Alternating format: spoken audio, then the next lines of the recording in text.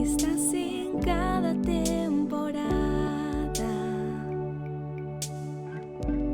mi constante, nunca cambias. Ahora aquí en lo incierto, estás llevándome a lo nuevo y yo confío en tu fidelidad, en tu perfecta voluntad. Y yo confío, tú nunca fallarás, siempre a mi lado estarás.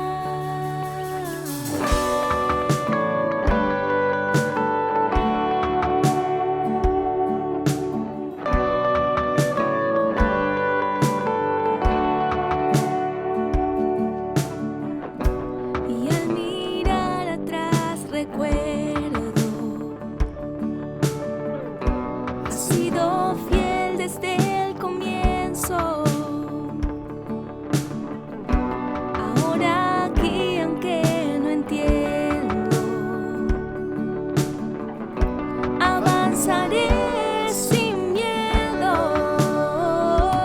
y yo confío en tu fidelidad, en tu perfección.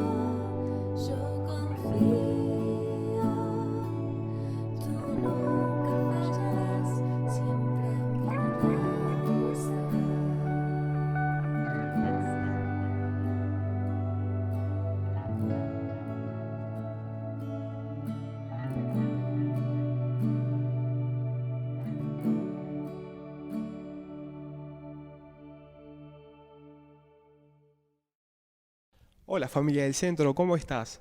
¿Cómo están? La verdad que para mí es un privilegio poder estar de nuevamente acá. Y más en este mes en particular, porque se toca un tema que me encanta, que es el tema de la gracia.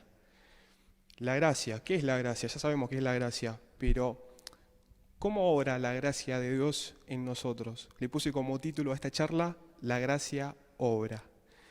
Y bueno, como ya sabemos qué es la gracia, como lo contó Cristina, pero ¿cómo obra la gracia de Dios en nosotros? Esa gracia que muchas veces la aceptamos, muchas veces la rechazamos, inclusive hasta nos negamos a aceptarla, pero es importante entender que sin la gracia de Dios en nuestras vidas no podemos seguir. No podemos creer en Dios y no aceptar su gracia.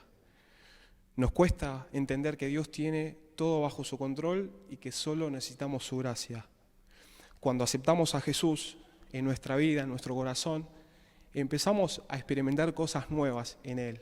Empezamos a descubrir nuevos caminos, nuevas cosas, y nos dimos cuenta que nuestro corazón apuntaba para un lado, guiados por nuestros deseos, y cuando aceptamos a Jesús, nuestro corazón se trata de sintonizar con el corazón de Dios, ¿no?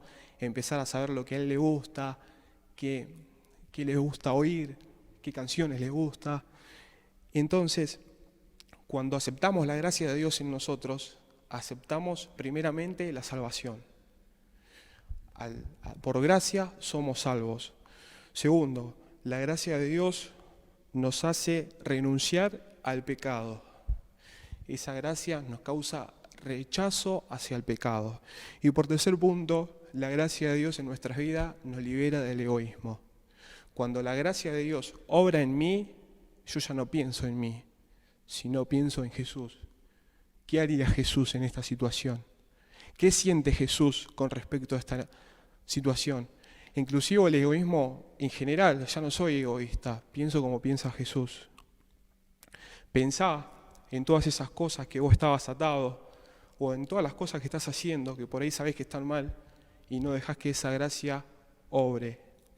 Pablo es un gran ejemplo de la gracia de Dios, y en una oportunidad le escribe a la iglesia de Roma, ahí en Romanos 6, y te lo leo, dice así, Romanos 6, 6, dice, ahora bien, ¿deberíamos seguir pecando para que Dios nos muestre más y más su gracia maravillosa?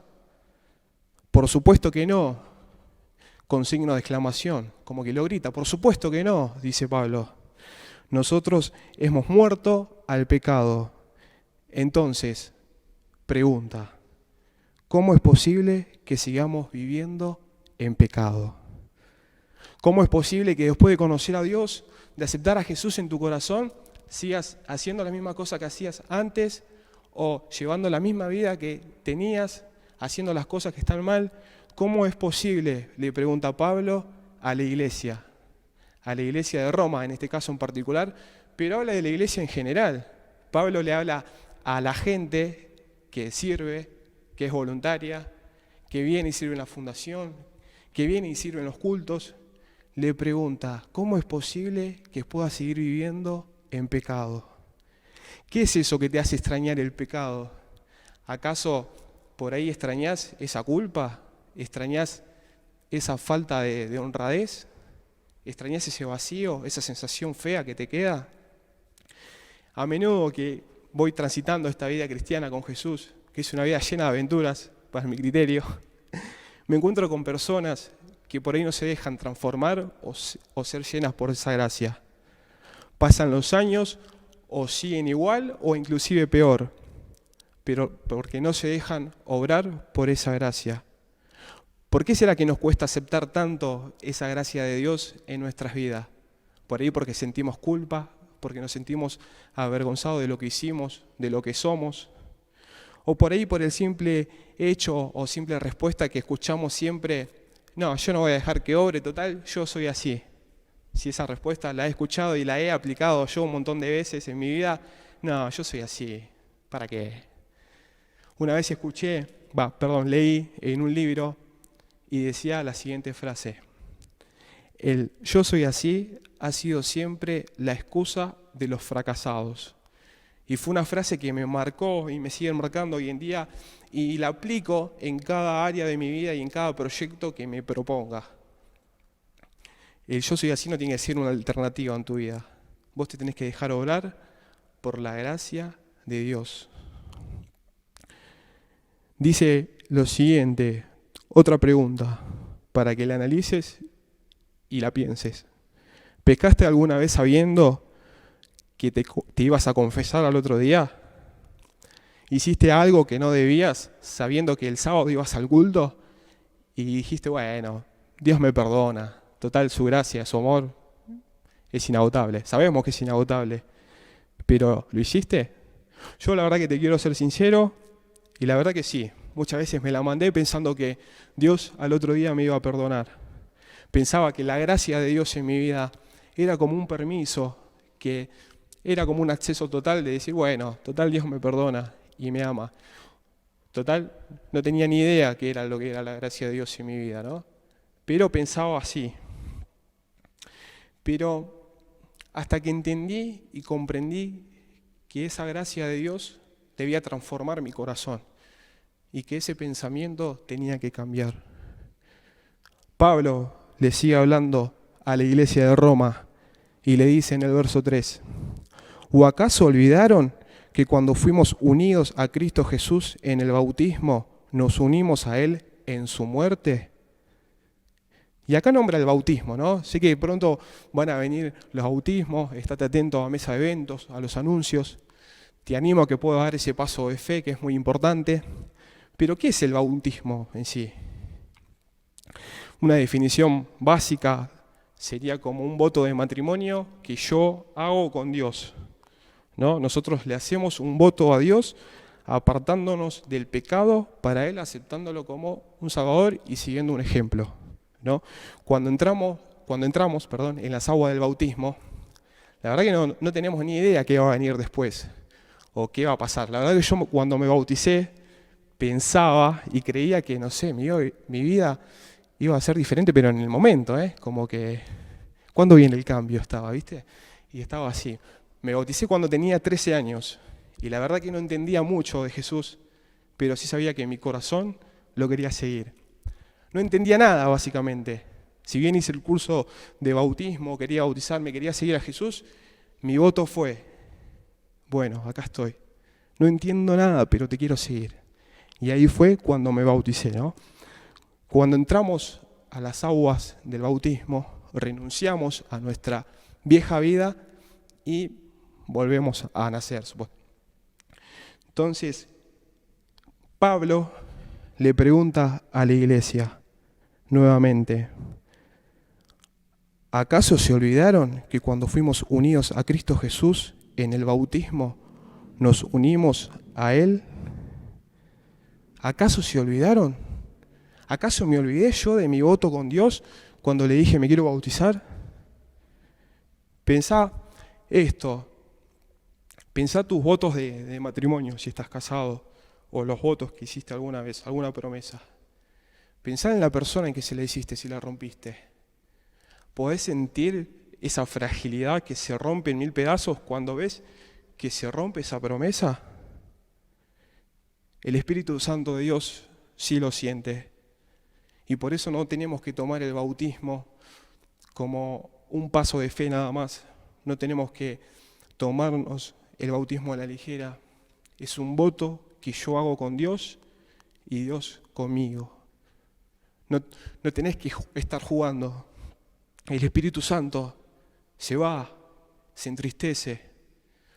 Es una persona, su corazón se lastima. ¿Podés ver esos ojos tristes? Yo muchas veces sí lo vi y la verdad que no me gustó para nada. No me gustó para nada el saber que había lastimado a Jesús. Ese pacto tan frágil que hiciste se rompe en tan solo segundos de pecado. Y esa gracia se va. Tenés que dejar que tu vida sea guiada y llena por la gracia de Dios. Me entristece ver mucho a ver personas que por ahí hoy están apartadas o ya no creen en Dios y en su momento por ahí los sirvieron o creyeron o predicaron. La verdad que me entristece ver mucho ese tipo de personas. Me entristece ver esa sombra que quedó y solo queda el recuerdo. Pero con el tiempo descubrí que esas personas por ahí nunca dejaron que la gracia de Dios obre en su vida. Cuando dejas una puerta al pecado pensando que no te la vas a mandar y que sos recreído, esa puede ser una puerta peligrosa. No pierdas el tiempo en cosas que no son necesarias, en cosas que no valen la pena. Es tiempo que te empieces a sumergir en la gracia de Dios y que empieces a descubrir esas cosas que Dios tiene para vos. ¿Y cómo sé que esa gracia de Dios obra en mí? Cuando dejás obrar la gracia de Dios en vos, empezás a notar que el pecado te incomoda.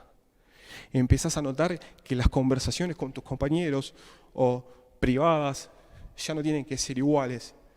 El Espíritu Santo de Dios te empieza a incomodar y a mostrarte qué es lo que a Dios le gusta y qué no. Te quiero contar una historia básica, así por arriba, que está en el libro de Juan 21. Para mí es la mejor historia de gracia contada, donde Dios demuestra su amor al máximo. Jesús ya había sido crucificado y los discípulos ya se habían separado, por así decirlo. Pedro ya lo había negado y se había apartado. Dice la Biblia, ahí relata en la historia, después te recomiendo que la leas en Juan 21. Dice la Biblia que Pedro se apartó, había negado a Jesús, se la mandó, lo negó, cuando dijo que nunca lo iba a negar. Cuando lo negó, sintió un vacío, bronca por ahí, pero lo que creo que habrá sentido yo es desilusión. Hay versos de la Biblia que dicen que para negarlo hasta insultó, así que imagínate el nivel que llegó. Cuestión que a Jesús ya lo habían crucificado y él se alejó, se apartó de la gracia. Dice la historia, la narra ahí que cuando se apartó Pedro volvió a pescar. Supongo yo que, no sé, habrá llamado a la mujer y le dijo: escúchame gorda, crucificaron a Jesús, se suspende lo de pescados, se suspende lo de los pescados y, no sé, tengo que volver a pescar. A todo esto Jesús ya había hecho un milagro con él sobre la pesca milagrosa. Entonces volvió a pescar, ¿no? Dice que estuvo pescando de nuevo toda la noche con los otros discípulos y que no pescó nada. Entonces dice que a la mañana siguiente viene un hombre muy lejano y le preguntan, el hombre, ¿no? A ellos le pregunta si tenía algo para comer, ¿no? Y ellos le dicen que no habían pescado nada en toda la noche. Entonces este hombre que estaba a la orilla le dice: tiren la red para la derecha. ¿Qué pasa? Tiraron la red se empezó a llenar de pescados. Entonces se dieron cuenta que ese milagro ya había ocurrido, ¿no? Que Jesús ya había hecho algo parecido. Entonces dice la Biblia que Juan le dice a Pedro: Pedro, es el maestro. Dice la Biblia que Pedro se vistió y se tiró al mar, ¿no? A la orilla, para nadar a la orilla. Ahora, ¿qué persona se viste para tirarse al agua, ¿no? Yo calculo de que de tanta deshonra que habrá sentido o tanta culpa, andaba así medio barbudo, chivado, como que no tenía rumbo, ¿no? Sin sentido, como estaba sin gracia. Y dice la Biblia que se vistió para tirarse al agua. Relata la historia más adelante que cuando llegó a la orilla, Jesús, ellos sabían que era Jesús, pero no se animaban a preguntarle. Entonces Jesús les preparó un desayuno a ellos. Dice que cuando terminaron de desayunar, se acercó a Pedro y le pregunta 3 veces: Pedro, ¿me amas? Y la primera, como que Pedro, yo calculo que habrá pensado: ¿y a qué viene esa pregunta? Y la verdad que me la mandé y no sé, Le respondió, sí, te quiero. Le vuelvo a preguntar lo mismo, por segunda vez. Pedro, ¿me amas? Le responde lo mismo, sí, te quiero. A la tercera pregunta, su corazón se incomodó y le respondió, la verdad que te aprecio un montón, sabes que te amo. Pero tenía como ese gustito a culpa de que no le dejaba decir, te amo, pero me la mandé. ¿No? Muchas veces nosotros nos la mandamos, nos alejamos y nos olvidamos de esa gracia. Nos olvidamos que Dios invirtió su muerte en nosotros y no dejamos que esa gracia obre en nosotros. Le pasó lo mismo a David, y te quiero leer un salmo que él compuso. Supuestamente se da, dicen los estudiadores, que este salmo lo escribe después de su arrepentimiento. Y dice así, mientras no te confesé mi pecado, las fuerzas se me fueron acabando de tanto llorar. Me castigabas día y noche y fui perdiendo fuerzas, como una flor que se marchita bajo el calor del sol. Versículo 5, esto es el Salmo 32. Pero te confesé mi pecado y no oculté mi maldad. Me decidí a reconocer que había sido rebelde contigo y tú me perdonaste. ¡Paf! Me lo quiero tatuar. No, mentira. Pero es un salmo que impactó mi vida y la verdad que hasta el día de hoy lo sigue impactando. Te confesé mi pecado y no oculté mi maldad y tú me perdonaste. Ahora, ¿por qué nos cuesta tanto confesar ese pecado y dejar que la gracia de Dios sobre nosotros?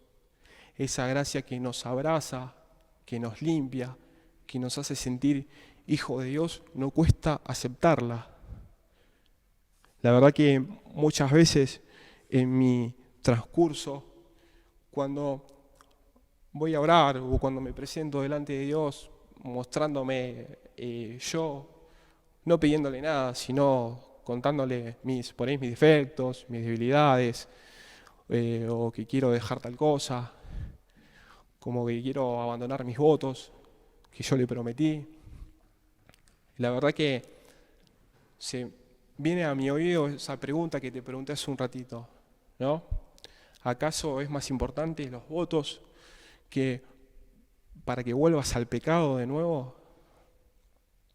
Entonces por ahí escucho esa voz que me dice, no necesitas nada más que mi gracia, ¿no? La verdad que aprendí en este transcurso que en mi vida no necesito nada más que la gracia de Dios y dejo que ella viva en mí. Así que yo te quiero invitar a que cierres los ojos y que puedas pensar y analizar si en este tiempo estás dejando que esa gracia de Dios obre en vos. Si estás dejando que esa gracia te limpie, te purifique. Así que, Señor Jesús, te damos gracias por esta charla, papá, te damos gracias por este mensaje. Te pido que nos enseñes, Señor, a aceptar tu gracia. Que nos enseñes, Señor, a dejar y nos ayudes a dejar el pecado, papá. Que venga esa gracia, Señor, a nosotros y nos limpie, nos purifique. Señor, queremos sentir tu abrazo, queremos sentirnos hijos tuyos y solo se nos da a través de esa gracia, Señor, de ese acceso que vos nos das, papá. Así que te pido que nos enseñes, Señor, a serte fiel, a obedecerte. Dejamos todo esto en tus manos, papá, en el nombre de Jesús. Amén. Bueno, familia, gracias por escucharme. Espero que te haya gustado y que puedas aplicar esta palabra. Que la gracia de Dios obre en tu vida. Te mando un abrazo.